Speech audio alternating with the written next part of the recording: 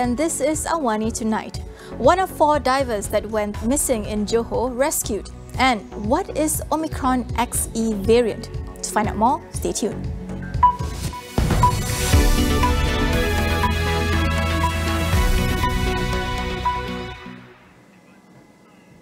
One of the 4 divers that went missing off the coast of Mersing, Johor yesterday has been rescued.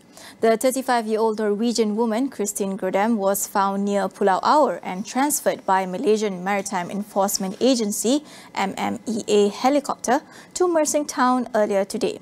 Grodem, who is the dive master, is in stable condition with no serious injuries.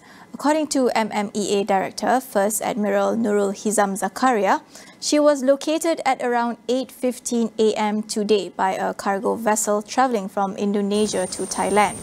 Rescuers now focus on locating the remaining 3 divers. Nurul Hizam added that the 4 divers went missing due to strong underwater currents. He said that according to Grodem, all 4 divers had surfaced from their dive at around 12:45 p.m. yesterday, but drifted apart due to the currents.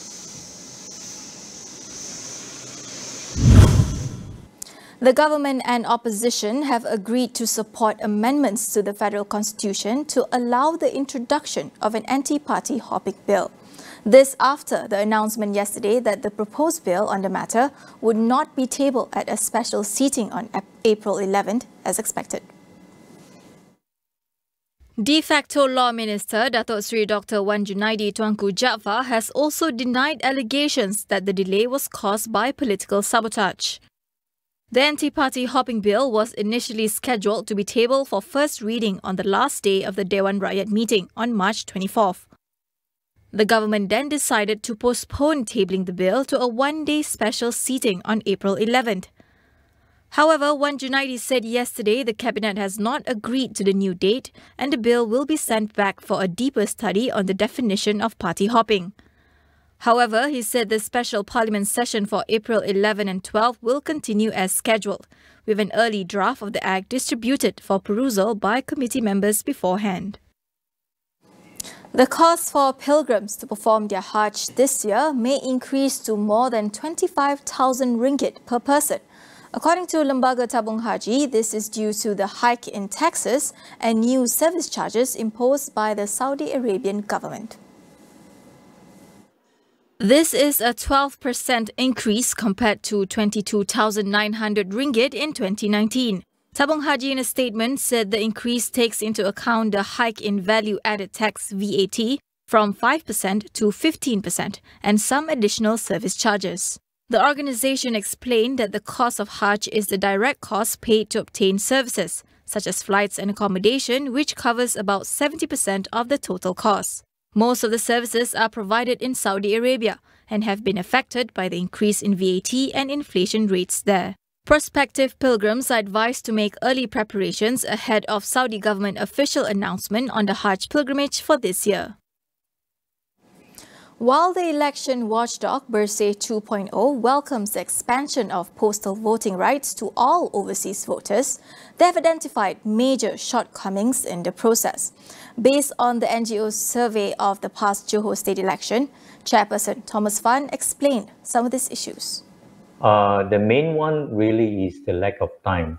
And when we talk about the lack of time, we're talking about 2 things. The time to apply to be a postal voter. So right now, the EC has come out with an online application process on their website. You have to go to the website, create an account, and after that has been approved, you then have to go back in again and apply to be a postal voter. But the problem is that the EC only gave 10 days for people to apply to be a postal voter. That's a short window. So a lot of people, by the time they realize that there's such a opportunity to become a postal voter from overseas, the application already closed. That's one. But the second thing is really the whole process, the time they have to post their ballot back is during the campaign period. So for Johor, it was 14 days.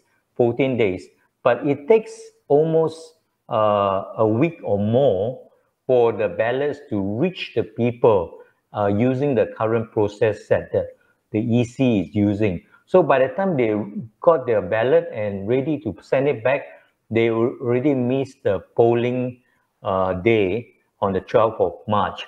So many people are not able to participate. The other thing is really the lack of awareness. We only have about 7,814 applicants for postal voting for Johor, when the potential could be 200,000 to 300,000 Johorians who are overseas. The bulk of them, of course, stuck in Singapore due to the pandemic.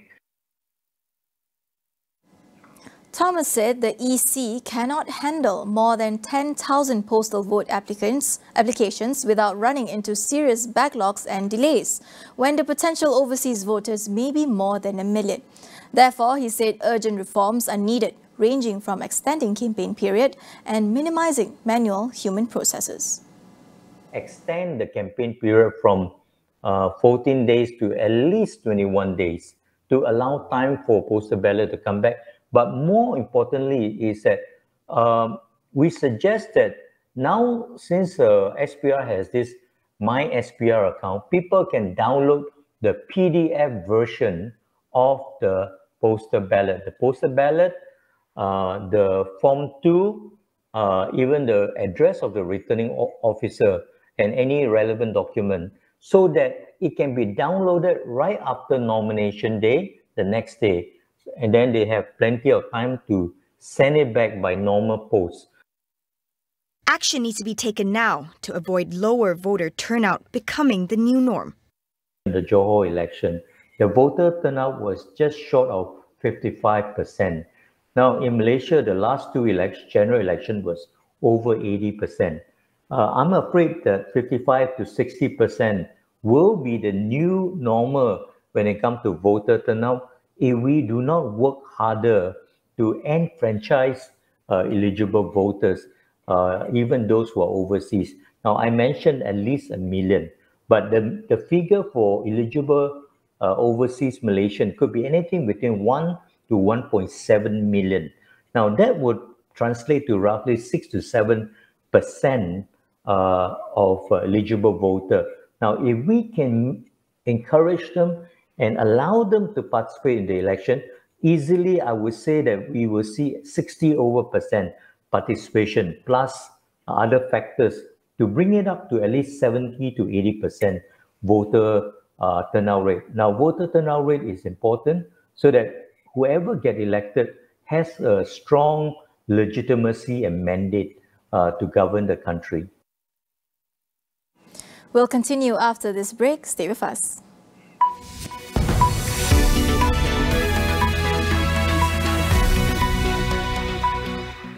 Ledakan teknologi komunikasi ini turut mendedahkan rakyat terhadap ancaman cyber. Lihat hacker semakin berani melakukan ancaman tanpa berselindung. Ya. Istilah payung emas merupakan satu hadis palsu. Tiada paksaan, ibu bapa akan diberi maklumat keberkesanan vaksin COVID-19 kepada kanak-kanak.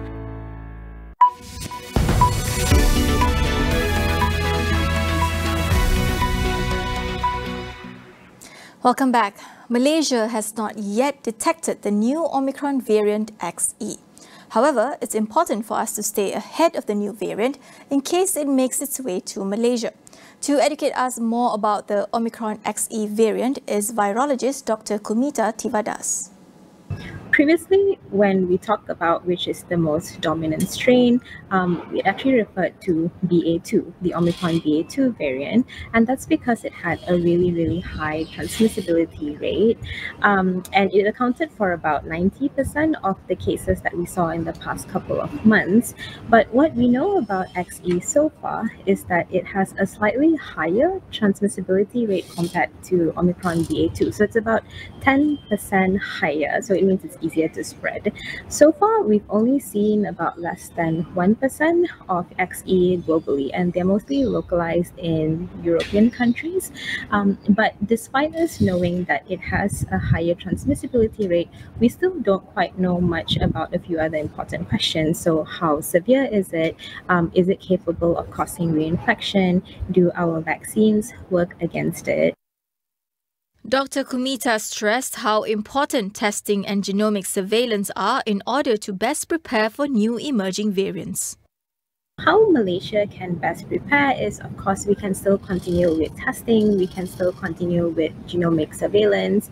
The UK, for example, they were actually able to detect XE because they had actually submitted more than 1 million Omicron samples to be sequenced. So that's a lot, and that's why they were able to detect XE, even though there was just a really, really tiny amount of cases at that point.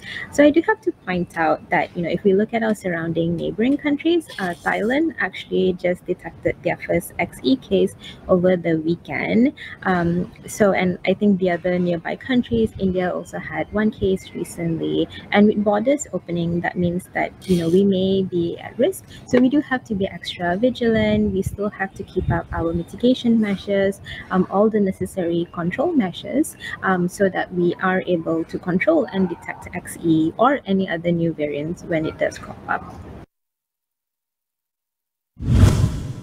On to the international front, officials in Sydney, Australia, told thousands to evacuate their homes as heavy rain caused flash floods. The capital city of New South Wales saw nearly a month's rain overnight, turning suburban roads into rivers. According to officials, the situation is changing and events are moving exceptionally quickly. Sydney's 5 million residents were told to avoid unnecessary travel and brace for possible evacuations. A severe weather warning stretched along the south coast of New South Wales, over a distance of over 600 kilometres. However, conditions are expected to ease from Thursday evening. Sydney has received 1,227 millimetres of rain so far this year, more than its average annual rainfall of 1,213 millimetres. A Turkish court ruled that the trial in absentia of 26 suspects accused of murdering Saudi journalist Jamal Khashoggi to be transferred to Saudi Arabia. The decision was a blow to human rights advocates who had hoped the trial in Turkey would at least make public more evidence of who was involved and how Khashoggi was killed.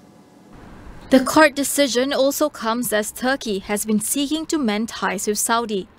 The killing and subsequent accusations strained ties between the two, including a boycott of Turkish goods, which slashed Ankara's exports to the kingdom by 90%. President Recep Tayyip Erdogan is now seeking better ties with states that had become bitter rivals in recent years, including Egypt, Israel, and the United Arab Emirates. Khashoggi, a US resident, was killed in 2018 at the Saudi consulate in Istanbul. Turkish officials alleged that Khashoggi, who wrote critically about the Crown Prince, was killed by a team of Saudi agents sent to Istanbul. What has 2 years of global pandemic taught us? Do we need a new perspective? Tonight on Consider This, we speak to our guests on World Health Day. That is all we have for you tonight. I'm Farhana Sheikh. We'll see you again.